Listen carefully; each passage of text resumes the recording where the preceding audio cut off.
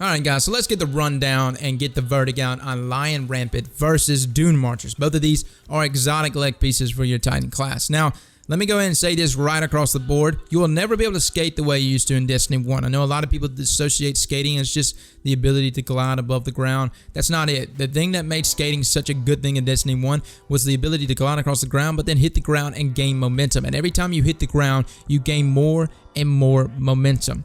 That shit is dead. It'll never come back, guys, unless they just come out with something new or tweak the maneuverability of our Titans and jetpacks. It's just not gonna come back, guys. So you just gotta let go of it. Now, we're going to talk about these exotics because that's the first thing we look at. We go, okay, we used to be able to rock a class that was the fastest in the game. Not only was it the fastest, it gave us the ability to get out of situations. It gave us the ability to get the flank. It was nice. It was extremely nice. We dominated the horizontal playing field. Fucking Hunters dominated the aerial maneuverability. I fucking hate those bastards. But we dominated that X coordinate. And that's what I love, man. I loved skating back in Destiny 1. And let's talk about Lion Rampant real quick. Lion Rampant has an intrinsic perk on it called Jump Jets. Now, Jump Jets provides additional aerial maneuverability. A lot of people gave this exotic bad reviews because they immediately go, oh, I could Titan skate again. No, you just won't, guys. It provides aerial maneuverability, as in it gives you a little more lift. And it's not necessarily lift that's just vertical. It can be horizontal. It can be vertical. Again,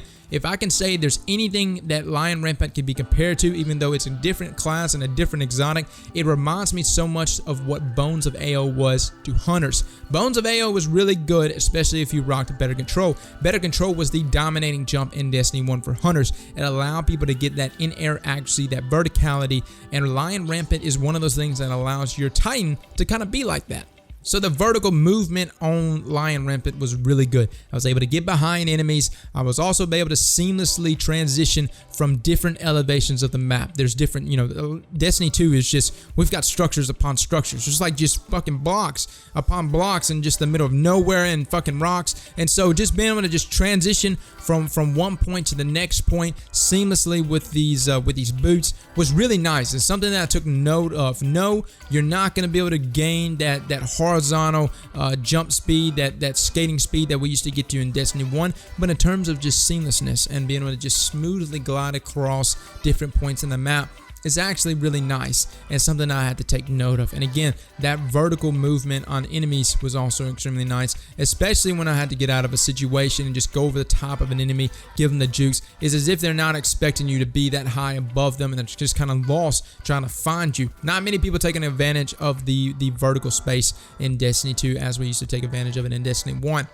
Now, Dunemarchers. Let's talk about this baby, man. Dunemarchers. Now, you're probably thinking with the tone of my voice that I'm already sold on Dunemarchers. Don't expect that. I just like Dunemarchers because, yeah, I mean, it was pretty nasty back in Destiny 1. It's got an intrinsic perk on it called Linear Actuators. It increases sprint speed. And also, when you sprint, you build up a static charge that after you melee an enemy, it chains even more damage to other enemies. Now, is it an overwhelming amount of damage? In PvP, no. Actually, it only chained about 40 damage to other enemies. But, I mean, it makes a difference. I mean, 40 damage is better than no damage. And I can tell you right now, it actually got me into a situation where I was able to trade. I was rocking like Adjudicator, which is essentially 20 damage per crit. So that just trimmed off 2 crits. So that's pretty nice. Little things like that is not necessarily going to be just a huge game changer. But in some situations, when you need the trade, when you need it to come in clutch, it can do something for you. Now, let me go in and mention something about Dunemarchers that is not even mentioned on the leg piece itself. It actually extends your slide distance, which is extremely nice if you like to rock things like fusion rifles,